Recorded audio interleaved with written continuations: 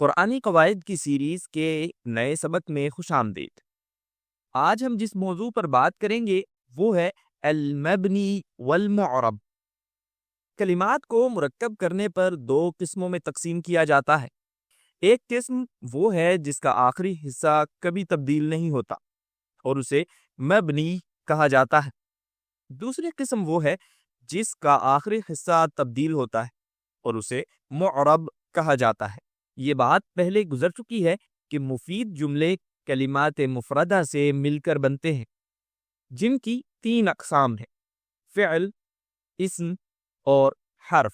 یہ کلمات مرکب ہونے پر سب کے سب ایک جیسے نہیں ہوتے، بلکہ ان میں سے کچھ ایسے ہوتے ہیں جن کا آخری حصہ کسی بھی ترکیب میں ایک ہی حالت پر ہوتا ہے اور اسے مبنی کہا جاتا ہے، جیسے کہ کلمہ ہے اینا۔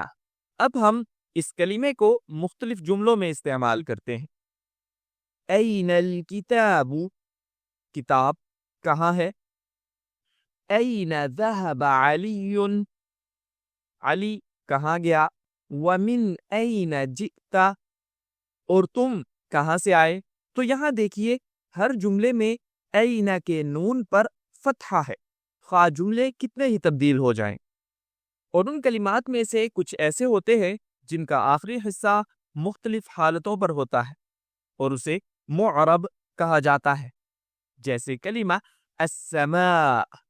اب آئیے اس کلمے کو مختلف جملوں میں استعمال کرتے ہیں۔ السماء صافیۃ، آسمان صاف ہے۔ اور اسی طرح حجبت السحب السماء، بادلوں نے آسمان کو چھپا لیا۔ اور اسی طرح نظرت الی السماء، میں نے آسمان کی طرف دیکھا۔ تو یہاں دیکھیے السماء کا آخری حرف حمزہ ہے، جس کے آخر پر پہلے جملے میں ضمہ یعنی پیش ہے، دوسرے جملے میں فتحہ یعنی زبر ہے، اور تیسرے جملے میں کسرہ یعنی زیر ہے۔ اب جب آپ مبنی اور معرب کلمات سے واقفیت حاصل کر چکے ہیں تو آئیے ہم اگلے موضوع کی طرف بڑھتے ہیں، اور وہ ہے انواع البناء، یعنی بنا کی اقسام۔ اور اس موضوع میں ہم دیکھیں گے کہ مبنی کلمات کس کس حالت میں ہوتے ہیں۔ تو سب سے پہلے یہ جان لیں کہ مبنی کلمات وہ ہوتے ہیں جن کا آخری حصہ کبھی تبدیل نہیں ہوتا، تو ان کے آخر میں لازمی طور پر یا تو سکون ہوگا جیسے لم، یا پھر ضمہ جیسے حیث، یا فتحہ یعنی زبر ہوگا جیسے اینا، اور یا پھر کسرہ یعنی زیر ہوگی جیسے کہ با بسم اللہ میں۔ یاد رکھیے کہ مبنی کلمات کے آخر پر جو حرکت ہوگی اس کی تعیین کا مدار نقل صحیح پر ہے، یعنی جیسے عرب سے سنا گیا۔ تو اب آپ کو معلوم ہونا چاہیے کہ کلمات جب مرکب ہو کر جملے کی شکل اختیار کرتے ہیں تو ان کے آخری حرف کی حرکت یا تو ایک ہی حالت میں رہے گی یا پھر ترکیب کے بدلنے سے تبدیل ہو جائے گی۔ تو جان لیں جن کلمات کا آخری حصہ ایک ہی صورت میں رہتا ہے تو وہ یا تو سکون پر ہوں گے، یا ضمہ پر، یا فتحہ پر، یا پھر کسرہ پر۔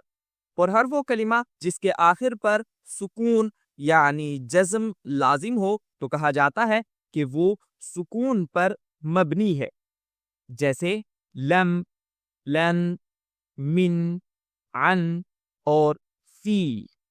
اور ہر وہ کلمہ جس کے آخر پر ضمہ یعنی پیش لازم ہو تو کہا جاتا ہے کہ وہ ضمہ پر مبنی ہے، جیسے حیث، نحن اور منذ۔ اور اسی طرح ہر وہ کلمہ جس کے آخر پر فتحہ یعنی زبر لازم ہو تو کہا جاتا ہے وہ فتحہ پر مبنی ہے، جیسے اینا، لیتا اور ثم۔ اور آخر میں ہر وہ کلمہ جس کے آخر پر کسرہ یعنی زیر لازم ہو تو کہا جاتا ہے کہ وہ کسرہ پر مبنی ہے، جیسے کہ با اور لام۔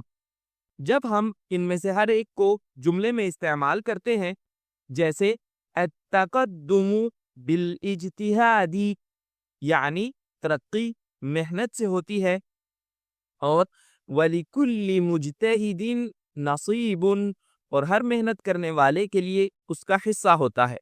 اور کسی قاعدے سے یہ معلوم نہیں کیا جاتا کہ کلمہ سکون، ضمہ، فتحہ یا کسرہ پر مبنی ہے، بلکہ اس معاملے میں دار و مدار صحیح نقل یعنی عرب سے سننے پر اور ماہرین کے اقوال پر ہے۔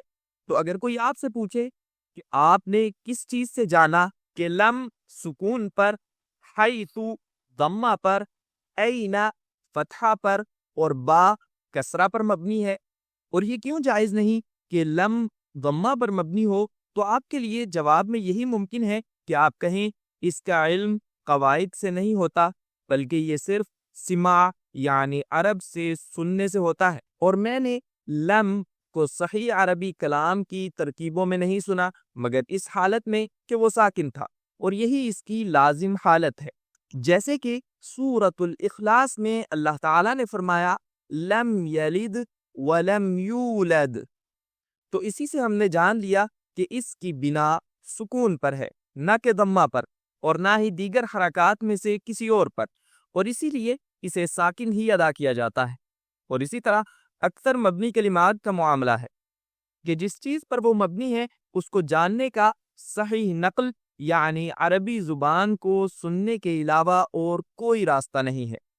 علاوہ ازیں اس کو جاننے میں ہم پر کوئی مجبوری نہیں، کیونکہ مبنی کلمات معربات کی نسبت بہت کم ہے، اور اسی طرح مبنی کلمات کو جاننا کچھ مشکل بھی نہیں، کیونکہ مبنی کلمات معرب کلمات کی نسبت بہت کم ہے، اور لوگ عام طور پر انہیں صحیح طور پر ہی ادا کرتے ہیں تاکہ ان کا آخری حصہ تبدیلی کا نشانہ نہ بنے۔ اس کے باوجود ہم ان میں سے جو زیادہ مشہور ہے ان کا ذکر استعمال کے ساتھ ضرور کریں گے۔ دیکھنے کا شکریہ، مجھے امید ہے کہ آپ نے آج کچھ نیا سیکھا ہوگا۔ اگر سیکھا ہے تو ویڈیو کو لائک اور شیئر کریں تاکہ دوسرے لوگ بھی فائدہ اٹھا سکیں، اور اگر آپ مزید ایسی ویڈیوز دیکھنا چاہتے ہیں تو ہمارے چینل کو سبسکرائب کریں، اور انشاءاللہ ملاقات ہوگی اگلی ویڈیو میں۔